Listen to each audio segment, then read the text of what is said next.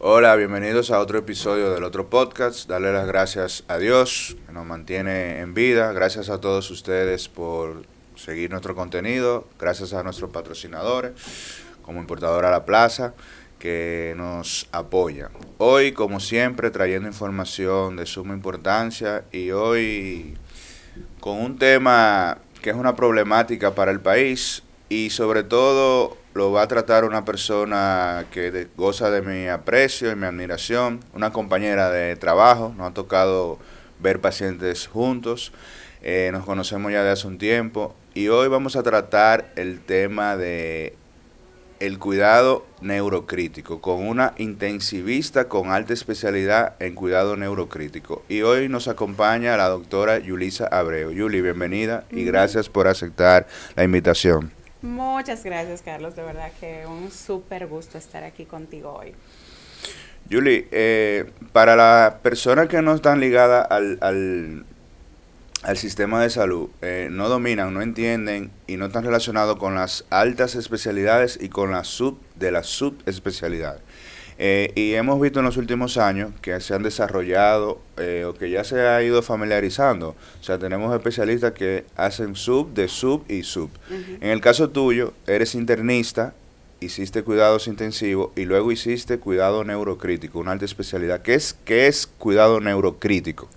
Cuidado neurocrítico, Carlos, es una alta especialidad desde intensivo. ¿Ok? Eso es un tipo de cuidados críticos enfocado al paciente crítico neurológico, por cualquier razón. Por una enfermedad aguda que lo lleve a una situación crítica, por ejemplo, un evento cerebrovascular, ya sea isquémico hemorrágico, los traumas craneoencefálicos, un paciente con un tumor cerebral que tuvo una cirugía que fue muy demandante o una cirugía complicada. Entonces, nosotros básicamente nos enfocamos al manejo de la lesión secundaria que ya me provocó en el cerebro una entidad, cualquiera de las que ya mencioné y otras enfermedades desmielinizantes y ese tipo de cosas. ¿Y por qué tú te motivaste a hacer esa alta especialidad en específico de cuidado neurocrítico? Mira, Carlos, Después de 7 años, seguí otra y sí, precisamente esa. sí, porque mira, Carlos, tú sabes que nosotros en nuestro país, bueno, cuidado intensivo en sí es una especialidad joven en el país, pero neurocrítico lo es mucho más. Nosotros, bueno, ahorita estábamos comentando que República Dominicana es el país número uno de accidentes de vehículo a motor, de pacientes con trauma craneoencefálico. Y yo cuando estaba haciendo mi entrenamiento de medicina interna, yo me acuerdo que mi coordinador decía, Dios mío, pero qué impotencia que nosotros tengamos un evento cerebrovascular y no podamos hacer nada con esos pacientes. En ese momento yo me acuerdo que yo era R1 de medicina interna y todavía no se hacía trombolisis en este país. Entonces yo hacía mi entrenamiento de medicina interna y yo siempre decía, pero es que yo creo que podemos hacer más por los neurológicos agudos. Y cuando entré a terapia intensiva, que yo veía a los pacientes jóvenes que tenían traumas o pacientes con un evento cerebrovascular que se iba gran parte de un hemisferio cerebral media, y cuando decíamos ya no hay mucho que se puede hacer, yo siempre me quedaba con esto de yo creo que se puede hacer más, o sea, se debería hacer más. Entonces, bueno, ahí empezamos, o sea, ahí empecé ahí a buscar la manera de rotar fuera, de ver qué más se podía ofrecer. Y bueno, y gracias a Dios que me dio la oportunidad de entrar al Instituto de Neurología y Neurocirugía de México, que agradezco inmensamente. Y aquí estamos. Luego de 7 años de especialidad, 4 de medicina interna y 3 de UCI, Ajá. seguí la preparación. Tú sabes que yo me motivé a ser nefrólogo por algo parecido. Yo trabajaba como médico general de asistente con una nefróloga y cuando yo estaba en la unidad de diálisis veía pacientes más jóvenes que yo dije, falta nefrólogo y falta más por hacer para que no Exacto. lleguen tantos pacientes. Exacto. Y cuando yo terminé la universidad no me veía como nefrólogo. Yo le cogí amor a la nefrología como médico general por esa razón, algo parecido a ti, entendiendo que se puede hacer más y que alguien tiene que atender ese tipo de pacientes. Exacto, o sea, es como que nos quedamos pensando, o sea, siempre hay algo nuevo que se puede hacer, siempre hay algo que uno le puede ofrecer. Y efectivamente hay mucho que uno le puede ofrecer, o sea que... Julie, ¿cómo tú haces de manera personal para manejar el estrés que genera esa especialidad tan demandante y sobre todo el paciente neurocrítico a nivel personal? Es muy difícil, Carlos, porque fíjate, el paciente neurocrítico primero es un paciente que generalmente es de larga estadía. Entonces, tú llegas a hacer un vínculo con el paciente y con los familiares. O sea, hay pacientes que yo he tenido en UCI por 2 meses y ya eso es parte de ti, eso es...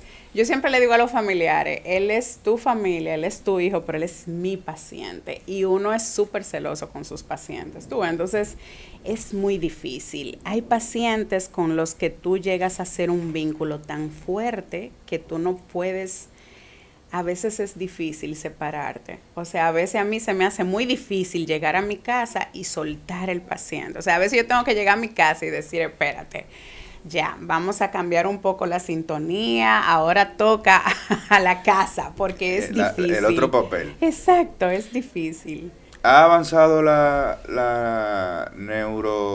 cuidado, la especialidad como tal, en cuanto a tecnología y a disposición de dispositivos? ¿Ha avanzado? Muchísimo, muchísimo.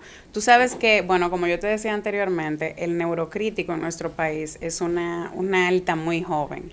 Y nosotros no tenemos muchos equipos aquí para hacer neurocríticos. Pero bueno, ya nosotros, gracias a Dios, hemos ido consiguiendo distribuidores y por ejemplo aquí ya tenemos muchos equipos para neuromonitoreo. Y también entrenar personal de enfermería, el personal de limpieza debe ser diferente. Totalmente. Bueno, de hecho, ya se está entrenando al personal de enfermería. Ya empezamos a ver el paciente neurocrítico de un punto distinto. Ya las mismas enfermeras te dicen, doctora, pero ese no es un SB isquémico y la presión no está muy bajita. Entonces ya empezamos a cambiar el chip, que eso es lo importante. O sea, hay que educar a todo el área de intensivo, no solamente al médico general, a la enfermera, todos. O sea, el intensivista tiene que cambiar el chip, nosotros mismos, los familiares de los pacientes, el ambiente. O sea, el paciente neurocrítico es un paciente que yo hasta le digo a los familiares, oye, su sabanita que él le gusta en la casa, tráemela para UCI. ¿Ves? O sea, el enfoque es distinto, pero bueno, hay que educar, o sea, hay que empezar a cambiar algunos paradigmas. ¿Tú crees que la inteligencia artificial en algún momento aporte algo a tu especialidad? Sí, definitivamente sí. De hecho, en intensivo nosotros estamos utilizando un tipo de inteligencia artificial para detectar los pacientes con sepsis. Eso es una cosa que es muy interesante. Lo vimos en el Congreso de Intensivo del año pasado. Se hizo un taller al respecto y se está haciendo muchísimo ya en Europa. O sea que todavía no lo tenemos aquí, pero es algo que puede disminuir de una forma impresionante la mortalidad en los pacientes. Entonces, ahí vamos viendo. ¿Cuál ha sido la estrategia que tú has adoptado a la hora de comunicarte con los familiares de los pacientes? Que es una parte esencial en tu área, que ellos entiendan y que le dé seguridad y confianza. Yo trato de, pues tú sabes, Carlos, que cuando yo no entiendo una cosa, yo siempre le digo al que debe de explicarme, explícame como si yo fuera una niña de 5 años. La película Filadelfia, como dice Denzel Washington en la película de Filadelfia. Explícamelo como un niño de 5 años. Exactamente, entonces yo intento explicarle a los familiares. Bueno, el paciente crítico es un paciente que es día por día. O sea, siempre a los familiares le encanta preguntarte, doctora, pero ¿qué porcentaje de sobrevida o qué porcentaje de complicación? Y a mí no me gusta hablar de números porque yo creo que eso es injusto para el paciente, que yo lo encasille en un 20, en un 40 o en un 60%, pero sí trato de explicarle las cosas así como decimos aplatanada, ¿verdad que sí? Para que ellos entiendan. O sea que yo creo que esa es la estrategia que más me ha venido bien. O sea que ellos entiendan perfectamente en qué yo voy a trabajar en ese paciente en el día de hoy. Y ya cada día vendrá con su plan de trabajo diferente. Una de las herramientas que es vital para el seguimiento de tus pacientes es el monitoreo intracraneal. ¿Qué cosas tú puedes monitorizar desde el punto de vista intracraneal? Y eso es una pregunta tan importante, porque tú sabes que los hematólogos, yo siempre que recibía clase de hematología, los hematólogos decían, es que la sangre habla, pues así mismo habla el cerebro. Dios mío, es que eso es lo que te dice a ti si el cerebro está listo para cualquiera que sea la medida que tú quieras tomar. O sea, el neuromonitoreo me dice, ok, el cerebro todavía está inflamado, no vale la pena despertarlo porque el pronóstico no va a ser bueno, la funcionalidad no vas a mejorarla despertándolo.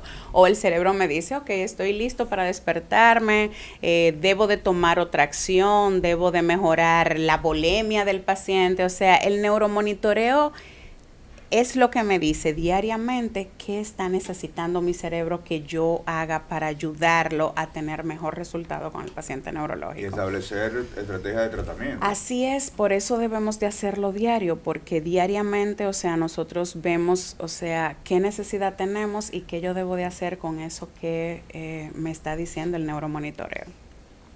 ¿Qué tan importante para esos pacientes neurocríticos es el manejo multidisciplinario? Demasiado importante. O sea, debemos de hacer un manejo multidisciplinario porque yo podré estar entrenada en neurocrítico, pero yo necesito a Carlos para nefrología. O sea... A nutrición. A nutrición, Dios mío, el paciente neurocrítico, el paciente crítico en sí está en un estado de catabolia brutal, por supuesto que necesito nutrición. Entonces, por supuesto que es básico el tratamiento multidisciplinario. ¿Cómo tú manejas cuando tú no tienes a mano lo que tú necesitas? Y que eso me ha tocado bastante, Carlos. Partiendo de que es una alta especialidad joven, o sea, que está en pañales, que hay cosas que no... Y eso me ha tocado, o sea, en carne viva, porque cuando yo llegué de la alta especialidad yo quería hacer mucho, pero yo tenía muy poco. O sea, yo, por ejemplo, te digo que el neuromonitoreo indicado en un país donde yo no tenga la disponibilidad de la PIC intracraneal es el Doppler transcraneal o el diámetro de la vaina del nervio óptico. Eso está recomendado en todas las guías como recomendación 1A. Sin embargo, cuando yo llegué aquí, yo no tenía un sonógrafo que pudiera yo hacer un Doppler transcraneal. O sea que lo único que yo tenía a mano era el diámetro de la vaina del nervio óptico. Entonces es difícil. Pero yo sí soy 100% creyente de que no podemos nosotros estudiar con los residentes o estar en una clínica y decir, bueno, pero es que aquí no tenemos eso o eso se hace en países desarrollados. No, ya nosotros tuvimos el entrenamiento y somos los responsables de traer esa tecnología aquí. Paso a paso. Exacto, es un poco más despacio de lo que uno quisiera, pero yo sí siento que la responsabilidad de tener esos equipos es nuestro. Yuli, nosotros como país tenemos una problemática social y a la vez económica y a la vez del sistema de salud, porque abarca todo eso, porque son pacientes que se llevan mucho dinero, tanto para el sistema de salud como para su entorno y obviamente emocional y socialmente afectan, que son los accidentes de vehículos de motor. La gran mayoría de los accidentes de vehículos de motor son individuos jóvenes, sin ninguna condición médica y que están en edad de producción, o sea, laboral, que pueden trabajar. Y una gran parte de esos pacientes tienen trauma craneoencefálico. ¿Qué tú nos puedes decir de eso? En tu experiencia, que sé que muchos de tus pacientes son politraumatizados secundarios a un accidente de vehículo de motor.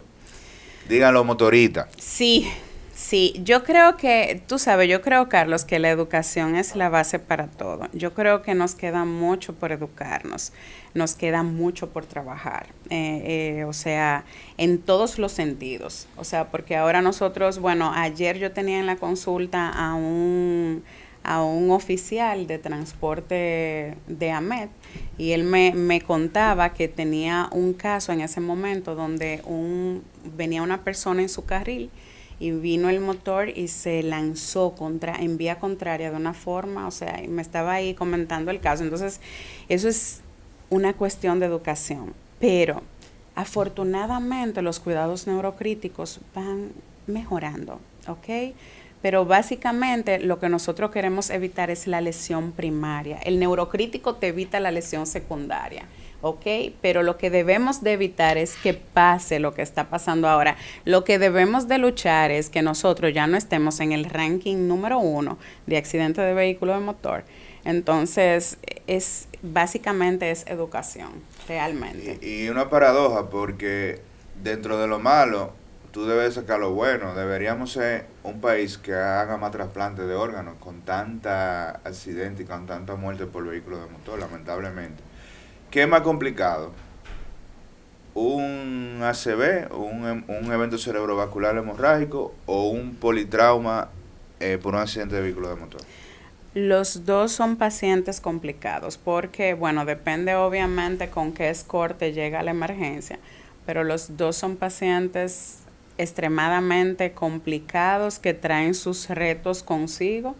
O sea que cuando yo hablo de un cráneo hipertensivo, yo trato un cráneo hipertensivo y obviamente las metas de manejo son diferentes para cada uno, ¿verdad que sí? Pero son pacientes que están con un riesgo de mortalidad y de disabilidad en el futuro importante, que eso es lo que tenemos que educar para mejorar. Y son costosos. Un paciente neurocrítico por trauma muy costoso. Es costoso y regularmente tiene fractura de huesos largos que hay que llevar también a cirugía.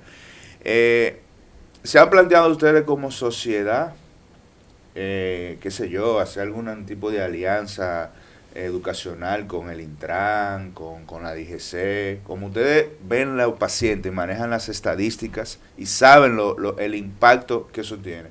¿Como sociedad se ha planteado eso? ¿Alguna estrategia para mejorar la educación? Porque algo tenemos que hacer. Yo creo que hasta la Sociedad de Nefrología va a tener que aportar todos, sí, porque es una problemática sí, que va lamentablemente en aumento. Así es, mira, como sociedad nosotros sí estamos tratando de educarnos un poquito más con lo del neurocrítico en el país. O sea, la verdad es que cada vez más son los entrenamientos, ¿verdad que sí? O sea, cada vez es más lugar que tenemos en los congresos que se hacen. Pero obviamente, claro que sí, que eventualmente tendremos que involucrarnos, ¿verdad que sí?, con lo del Intran, porque, como te digo, esto es educación. O sea, no se puede resolver sin educación, porque lo que queremos es que la lesión primaria no ocurra, ¿ok? O sea que, por supuesto que eso sí está en planes. Julie, he mencionado varias veces que tú duraste 7 años formándote y que los pacientes que tú ves son pacientes muy delicados. ¿Qué importancia tiene tu familia en tu desarrollo profesional? Todo. Yo creo que ese es el motor que hace que yo intente querer hacer más, que intente querer ayudar más, o sea, ellos son mi motor. Y yo a veces me siento culpable porque yo digo, wow, yo quisiera tener más tiempo. O sea, sí, no, y tú no sabes lo que es para una persona que ya tiene hijos, que se vaya y que haga una alta especialidad y sobre todo en nuestro país, eso es un poco difícil. Pero ellos siempre han sido el motor, o sea, yo creo que ellos siempre han sido lo que me han impulsado de no, hay que hacer lo que uno cree que merecemos hacer, o sea que... ¿La parte espiritual qué tan importante es? Demasiado. Eso es lo que alivia momentos difíciles en esta profesión. Julie, ahora vamos a entrar a una dinámica que tenemos, que son preguntas que nos hacen personas que nos siguen y son respuestas, digamos, puntuales. Por ejemplo, pregunta a Iris, ¿es verdad que la vacuna del COVID está dando problemas, paros respiratorios? Pues mira, Iris, no he tenido ninguna revisión de que la vacuna del COVID haya dado ninguna situación de paro respiratorio. Sí tenemos muy claro que hay algún tipo de vacuna que sí ha dado eventos inmunológicos, que ya esa la estuvimos viendo con la vacuna en su momento, cuando teníamos ahí el apogeo de las nuevas vacunas y muchos síndromes de Guillain-Barré que provocó, pero no he leído nada al respecto. Todavía. La verdad Creo es que es muy no. rápido todavía, o sea, Así es. para documentar. Pregunta Lolita, ¿qué puede provocar que alguien con dengue requiera ir a cuidados intensivos? Cuando yo tengo un paciente con dengue, lo que me lleva o no a cuidados intensivos es si yo tengo un paciente con signos de alarma o no signos de alarma. O sea, es qué tan crítica está la situación en ese momento y qué tanto soporte yo tengo que darle al paciente en ese momento. Pregunta Rubén si los cigarrillos electrónicos pueden provocar algún problema a mediano y a largo plazo. Pero eso está ya más que súper demostrado. Tenemos incluso una neumonía que es típica. Exactamente. Entonces, y sí sabemos que la concentración de nicotina es muchísimo mayor, o sea que por supuesto que sí, Rubén, hay que tener mucho cuidado con los cigarrillos electrónicos, con esto del cliché de, no, son cigarrillos electrónicos, eso te hace menos daño. No, ya sabemos que no es cierto, Rubén, nada que ver. Julie, darte las gracias y decirle para que le digas a nuestros seguidores cómo pueden contactarte, si tú también das consulta, nada más no es paciente de cuidado intensivo, ¿dónde pueden contactarte? Sí, yo estoy en Clínica Corominas, yo doy consulta de lunes a viernes, por ahí estaremos en la Plaza Corominas, en el 5º nivel, en el 509, y también estoy en Clínica Unión Médica, ahí hacemos los servicios de terapia intensiva y neurocrítico. ¿Redes sociales? Sí, tengo ahí que me imagino que podemos ponerla, sí, entonces ahí me pueden contactar ante cualquier cosa. Julie, darte las gracias nuevamente y miren cuántas informaciones interesantes. Creo que vamos a tener que volver a hacer otro episodio con algunos temas que se quedaron. Chulísimo. Pero creo que bastante información nos diste, nos orientaste mucho y más sobre todo en esta especialidad que es poco conocida, incluso para la parte de los médicos. Darle las gracias por sintonizarnos y esto ha sido todo en el otro podcast.